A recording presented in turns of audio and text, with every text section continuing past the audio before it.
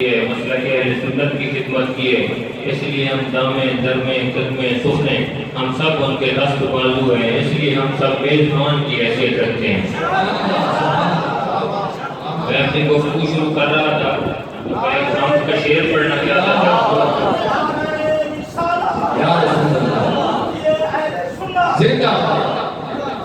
میں ایک حمد کا شعر پڑھنا چاہتا تھا۔ شیخ فرید الدین عطار کا وہ فرماتے ہیں کہ حمد بے حد پر خدائے پاک را،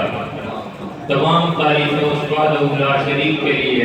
آنکھ ایماندار پشت خاک را۔ جس نے پشت خاک یعنی انسان کو متعلق بات کی جا رہی ہے کہ اس کو ایمان کی دولت سے سرفراز فرمایا، تمام تعریفیں اس وحدہ لا شریک کے لیے۔ یہ حمد کا بڑا بہترین شعر ہے۔ لیکن جب شیخ فرید الدین عطار کو تقریباً 700 سال گزرے اور اقبال کا زمانہ شروع ہوا، علامہ اقبال کی بات کر رہا ہوں میں،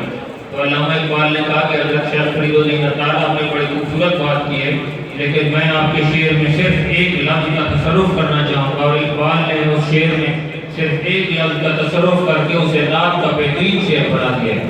شیخ فرید الدین عطار نے تو کہا تھا نا کہ حمد بے حد پر خدائے پاک را، تمام تعریفیں اللہ تعالیٰ کے لیے،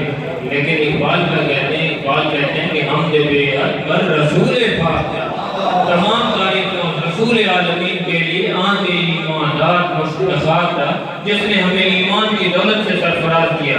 ہم تو نہیں جانتے تھے کہ اللہ سے آپ میں سے کسی نے اللہ کو دیکھا ہو یا اللہ سے کسی نے ملاقات کی ہو،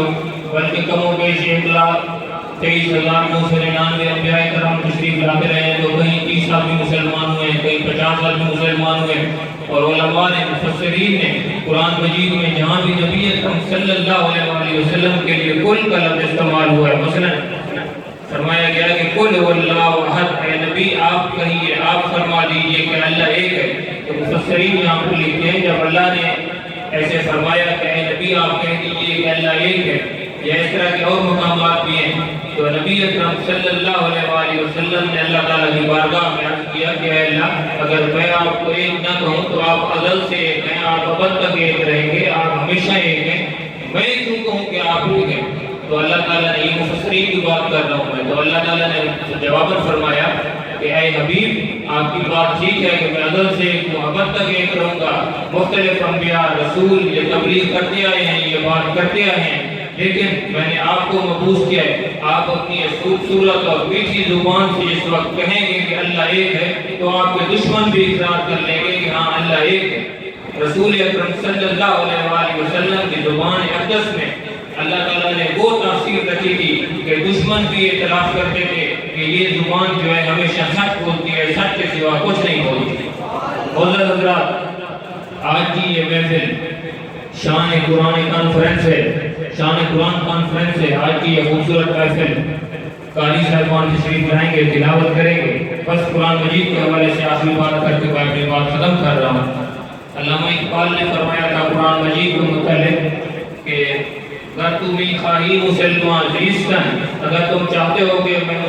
مسلمان رہیں اور ہمارا دنیا پر دبدبہ رہے، ہم غالب رہیں، دنیا پر ہماری حکمران رہے، اگر تم خواہی مسلمان زیستن یعنی ایک مسلمان کی زندگی بسر کرنا چاہتے ہو، مسلمان کے لوازمات کیا ہیں؟ اب وقت نہیں ہے کہ میں یہاں پر تفصیل عرض کروں کہ ایک مسلمان کے اندر جو روب ہے، دبدبہ ہے، مسلمان کا ایک جو غلبہ ہے، مسلمان کے اندر جو اقتدار ہے، قوت ہے، طاقت ہے، اللہ تعالیٰ نے یہ تمام چیزیں مسلمانوں کو عطا کی ہیں۔ اقبال کہتے ہیں کہ اگر تم خواہی مسلمان زیستن، اگر تم چاہتے ہو کہ ہم یہاں پر حقیقی مسلمان کی زندگی بسر کریں، نیز ممکن جز بقرآن زیستن، تو یہ قرآن مجید کا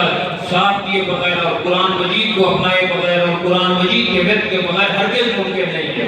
اگر آپ قرآن مجید کو اپنا اوڑھنا بچھونا بنائیں گے، قرآن مجید کو اپنی زندگی کا نصب و لین بنائیں گے، قرآن مجید کو اپنی زندگی کا ایک نصاب بنائیں گے، قرآن مجید کو آپ اگر اپنی زندگی کا ایک نصاب بنائیں گے اور آپ یہ تہیہ کریں گے، یہ عہد کریں گے کہ ہم نے جتنا بھی سفر کرنا ہے وہ قرآن مجید کے ساتھ کرنا ہے، قرآن مجید میں ہر چیز کا ذکر ہے، اگر آپ یہ تہیہ کر لیں گے تو پھر آپ